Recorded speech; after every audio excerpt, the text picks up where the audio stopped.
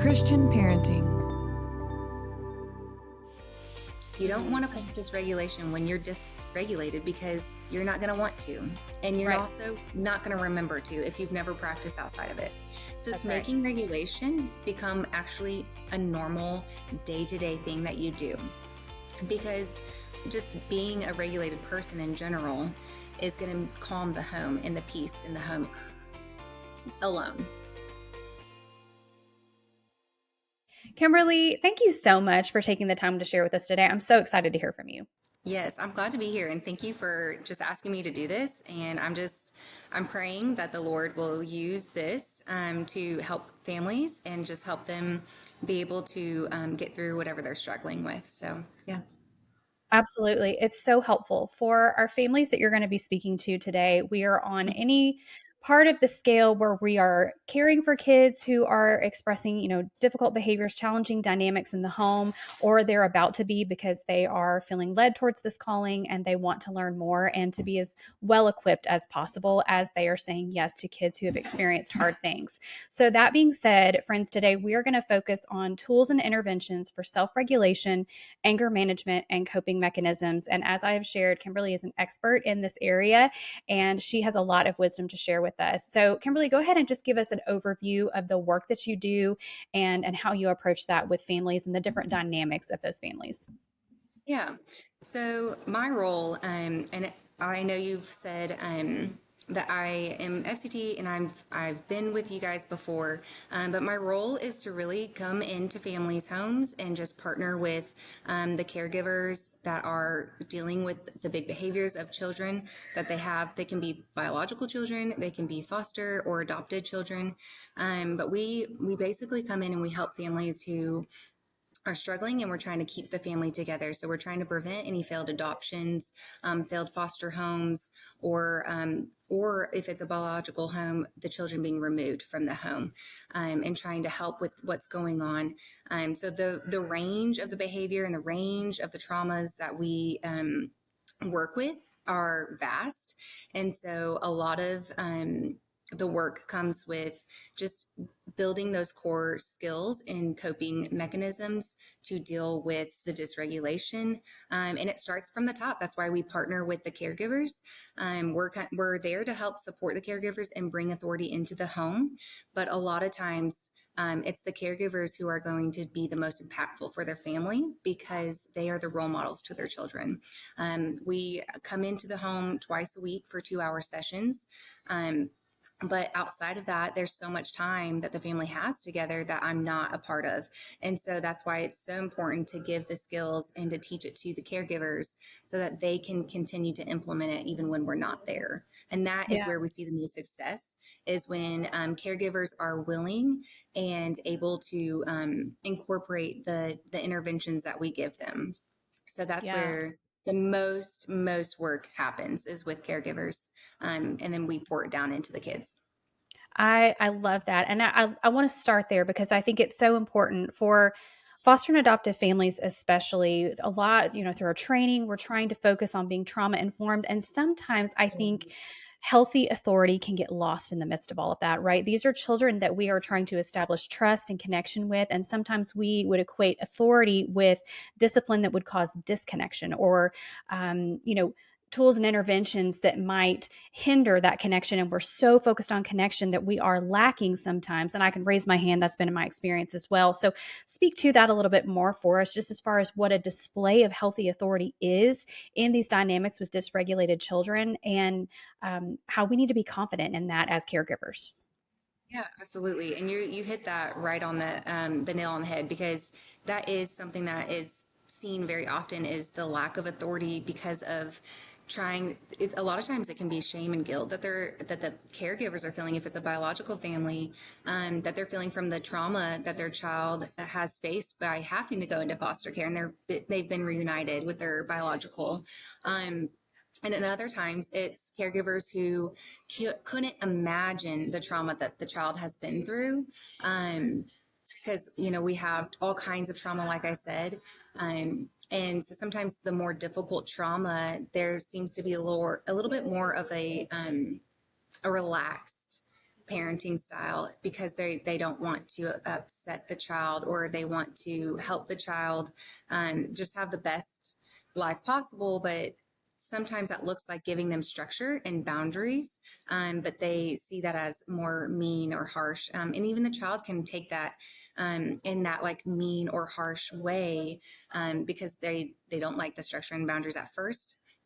But then they do grow to see that it's helpful for them, and they actually find comfort and safety in those structures and those boundaries that the parents establish. Yeah, I think that's really important. And it's not a introduce it one and done and then the child's like, "Oh, this is Right. beneficial for me." There's a Right. resilience component, especially with the big reactions, the big feelings that come with the implementation of these strategies. Talk about the importance Mhm. of resilience in that for a moment, Kimberly. Yeah. So, I mean, children are very resilient, and a lot of times it's going to take reputation, like you said, like it's not a one and done.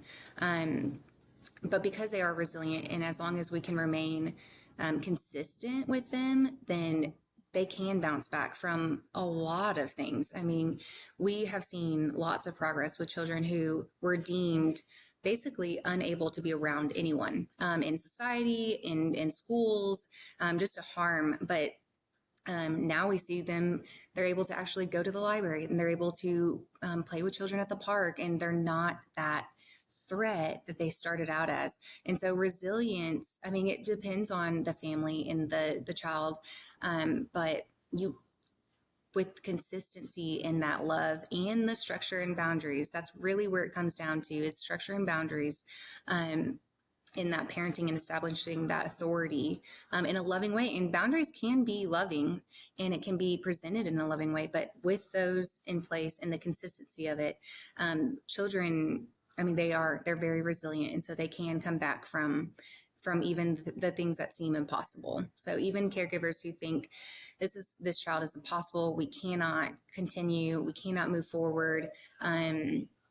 What started, I've had families start where the goal was residential, finding residential care for the child. And the goal has shifted and changed to, how are we going to get through this together? How are we going to work together as a team?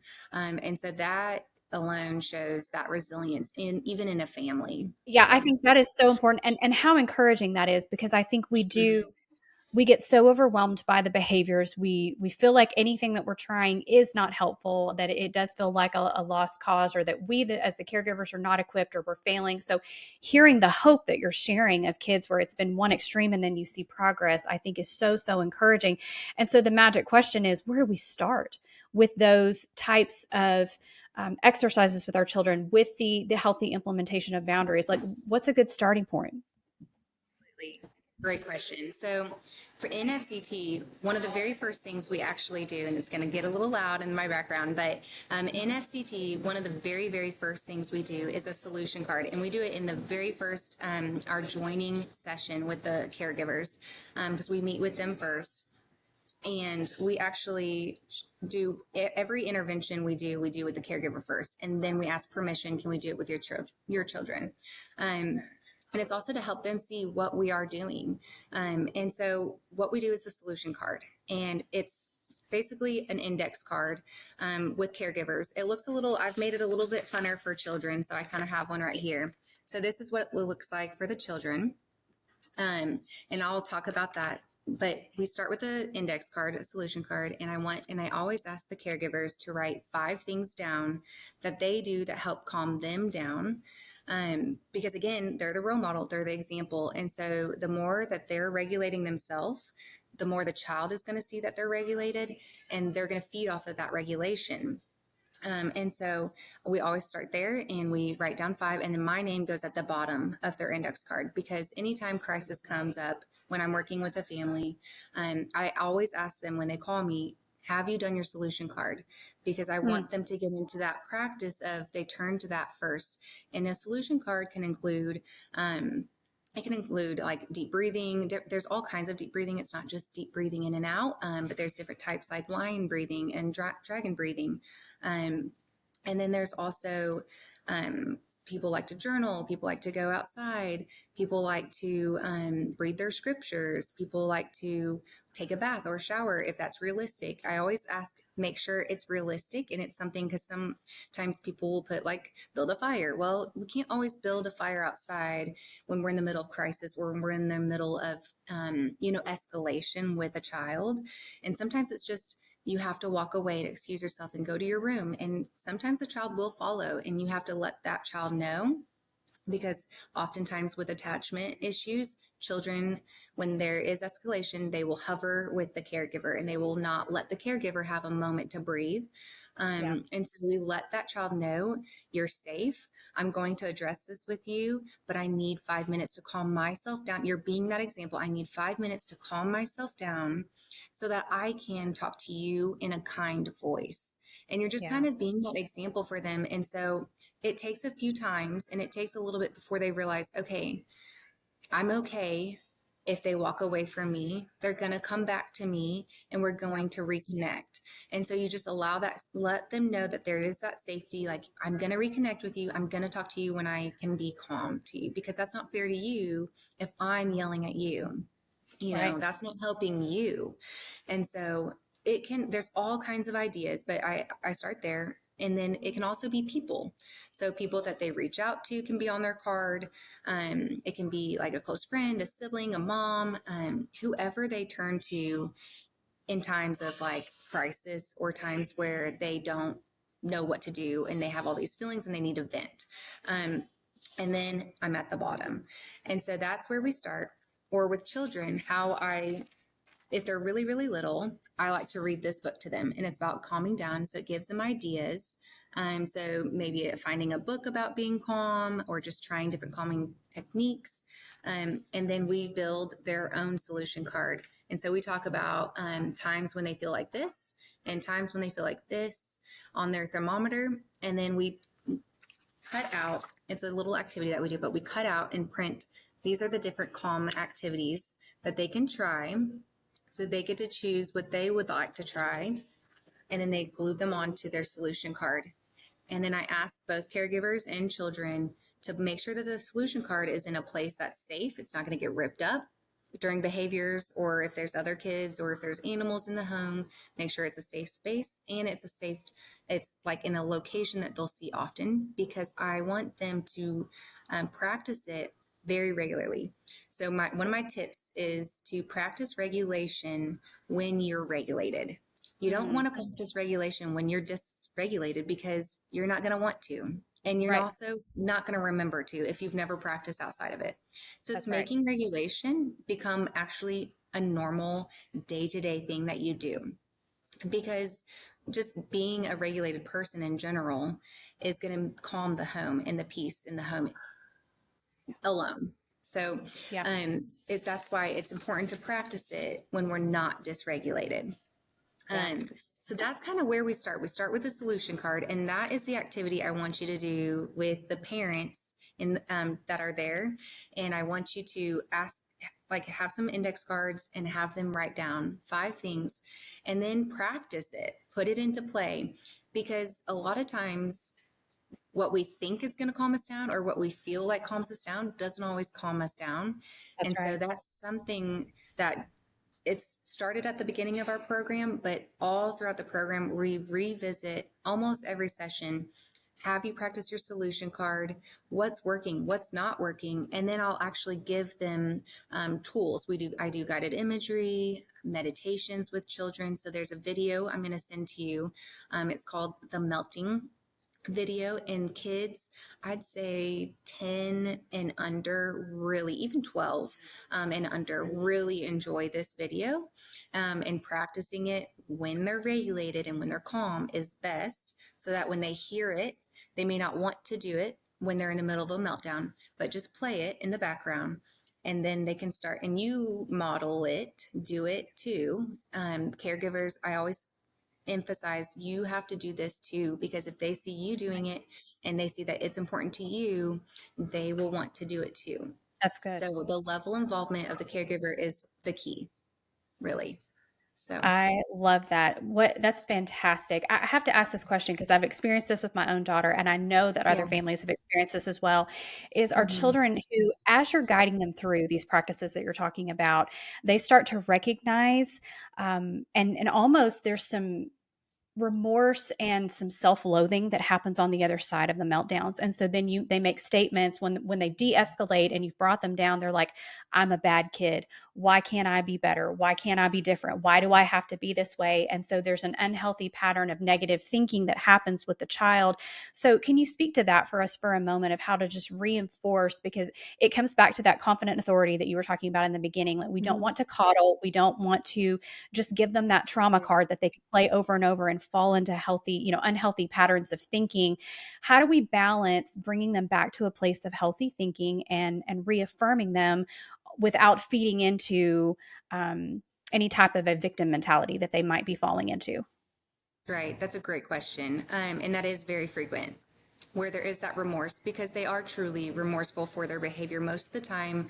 They don't want to be the way they are. I have a client that has that anger disorder, and oftentimes he's saying, I don't want to be angry. I don't want this. And so a lot of times it's actually a root. We call it emotional blocks, but it's a root cause.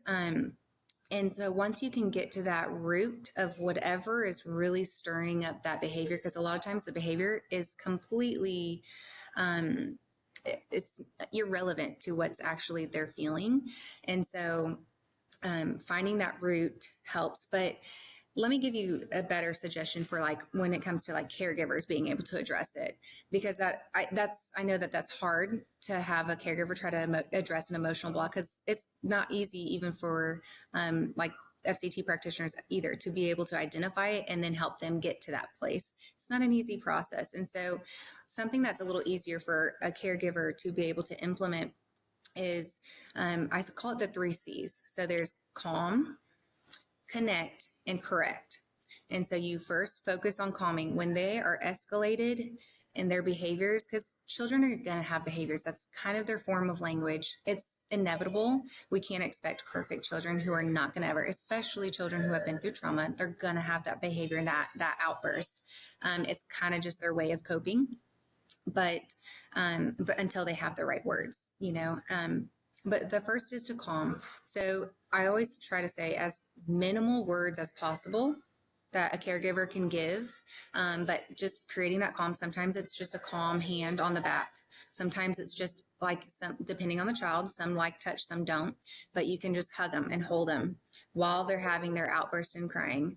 Obviously, if it's flailing and they're going to hurt, you or the caregiver, depending on, just reading that, assessing that basically, is it safe to touch and provide that. But otherwise find the calm, then find the connection. So connecting with the child, it doesn't even have to be about the behavior. It can be just anything about just trying to find that connection with them again. And then you can address the correction, the boundary, I understand that you got really frustrated.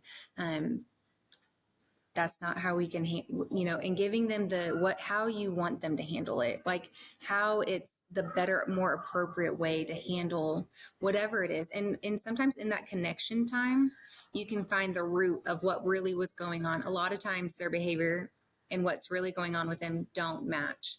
And so that connection piece is really important to learning what is really going on with my child. And then that correction comes in because you're correcting the right thing, not necessarily their behavior, but what's really going on. I'm sorry that you're feeling abandoned, or I'm sorry that you're feeling alone, or whatever. A lot of times anger is sadness. So that's why I say the behavior does not match what's really going on inside.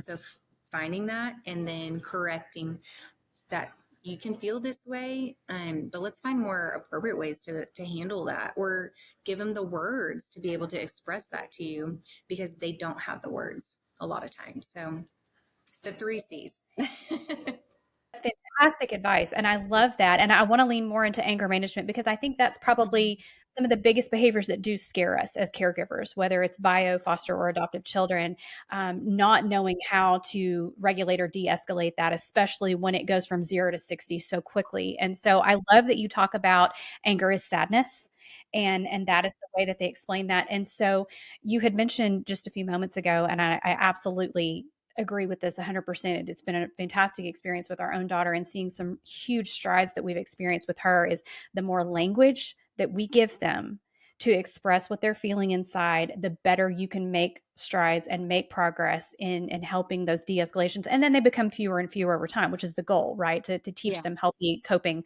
skills. And so where do you begin in teaching the emotional language with kids?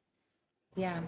And so I do want to touch on that. Talked about that anger piece and that being kind of the scariest piece. Yeah, And in my work, I have been up, I'm in the home. So I see the good, bad, and ugly. I see the vulnerable, kind of the behind the door scenes that most therapists don't get to see. right. Um, and so I do see those big explosions and that scarier behavior. But they're scared too. Even in that anger, they are scared too. Right. And so, how I've helped clients who are in that anger and rage and destruction mode, which can be scary for caregivers, is giving them a lot of caregivers be like, "Don't do that. You can't do this. No, And so that's why I say minimal words Yeah. during that calming part, because Good. you're calming the anger and you want to tell them what they can do. I see that you're angry right now. Would you like to go punch a pillow? You can do this. Oh, you can't punch the fridge, but you can go punch a pillow. Right. You can't throw that, but you can, and give them what they can do. That's That's within good. your boundaries. That you're okay with, because they do have behaviors that they need to get out. They have that feeling that they need to get out, but helping them in the moment when they're angry of what they can do that is appropriate, that actually will help you de-escalate them even quicker. So sometimes the solution card is too hard for them to do if they haven't practiced it, so before it becomes a more regular thing for them and they're dealing with that anger, giving them those options of, I see you're really angry right now. You can go punch your pillow. You can go scream in your pillow. Would you like to go for a walk around the block and I can follow and just make sure that you're being like that I'm keeping you safe, and just helping them with what they can do. A lot of times I hear caregivers say, nope, you can't do this, or don't do that, or don't break this, or don't punch that. No, and there's a lot of that. And that just makes them more amped and more escalated. Yeah, that's a really, really great point. Okay.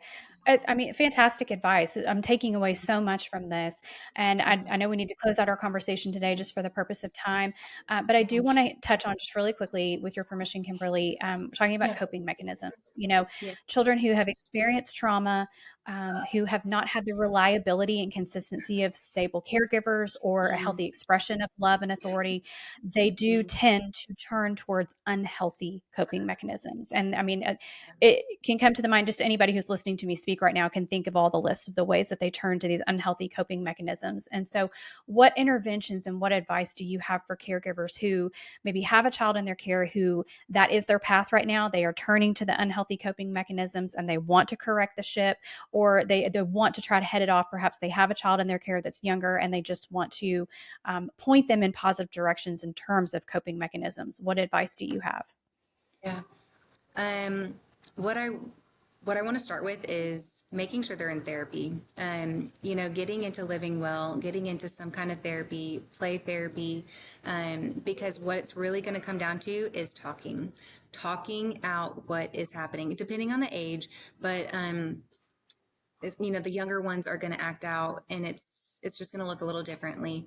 But for the ones who can, express themselves, at least their emotion, and especially adolescents, um, the coping is really going to come down to a lot and lot conversations about what their behavior is and what they're doing, and getting to that emotional block, because I kind of mentioned emotional block earlier. um, they are going to have a hard time choosing other coping mechanisms if they don't understand where it's coming from, where Right. all of this is coming from.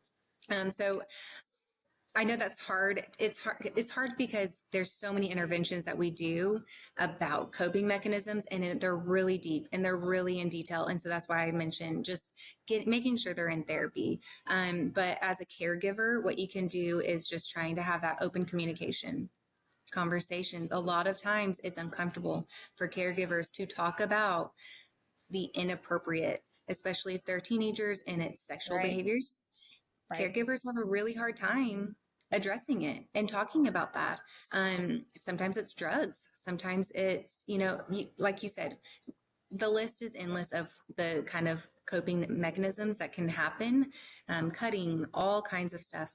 And caregivers have a hard time addressing that. That's why a therapist sometimes does help have someone for them to talk about it with and address them, if the caregiver has a hard time doing that. So that's Yeah. kind of my advice on that. That's It's good there's advice. so many Absolutely. activities and interventions for that. Well, and I think, yeah, to your point, I think what you're getting at is that we don't have to do this alone as caregivers. There is a That's right. wealth of resources available through professionals like yourself and mental Yeah. health professionals, support through the church. Like we team together to do this, and I think as especially I'll speak for foster and adoptive parents, and Hmm. sometimes well-meaning people will come across with this mindset of, well, you asked for this, you decided to take Hmm. this on, so this you do you, this is your thing. And that should not be the mindset. It should be, well, let No. me welcome you into places that I can positively influence and speak into your journey with this child or these children. And so I think that's really important for us to note that it is a community, the Yes, importance of community to do absolutely. this together. Well, So and it takes a village um, to raise a child in general. So, it's it just does. part of that village. That's exactly right, and I think that's such an Hmm. important point. Kim, I wanna ask one more question of you, Yeah. and that is just to leave us with a word of encouragement for the families that are sitting here listening right now, and they're tired, and they feel like they're Mm. just hitting one wall after another, and maybe what they're trying is not working. Speak to it just from the professional side of things. I know you touched on resilience a moment ago, but just a word of encouragement for them and maybe the progress and the hope that you have seen in implementing these practices. Yeah. Well, a big part of FCT is we try to bring the hope to families. And so I'll just leave you on, you guys are doing a good job. You are doing the hard work, but it's good work. And I'm proud of you guys for doing it. I always tell my families how proud I am of them because it is exhausting, it is draining, and it is taxing. And so, but it's not going unseen. God does see the work we're doing, and we have to lean on him and ask him for help, and as well as just giving yourself some grace because caregivers take a lot on, that is going on with their children, and they take responsibility and ownership of it. And so just give yourself some Right. grace, and just know that you're doing the best that you can do. And Yeah. sometimes helping is getting outside help, and sometimes helping is just allowing others in to what's going on, into the messy and the vulnerability. So yeah, and Yeah. that's kind of it. That's how we leave it. We bring the hope. We're hope bringers. So I love that. Well, I'm so grateful for your time today, Kim, and just your willingness to speak into all of this. Your expertise speak for themselves, and there's so much more we can learn thank from you, you. but this has been a great Yes. place for us to start, and Yes. I'm just grateful for the work that you do. Thank you so much. Thank you. Thank you so much for listening to Called to Love today. I love to hear from listeners, and so I would love to connect with you to hear your stories and answer your questions right here on the show. You can find me on Facebook and Instagram, send me a direct message, or send me an email at the link in today's show notes. I pray you have been encouraged by today's episode to walk in faith and continue to embrace your own call to love. Until next time, blessings, sweet friends.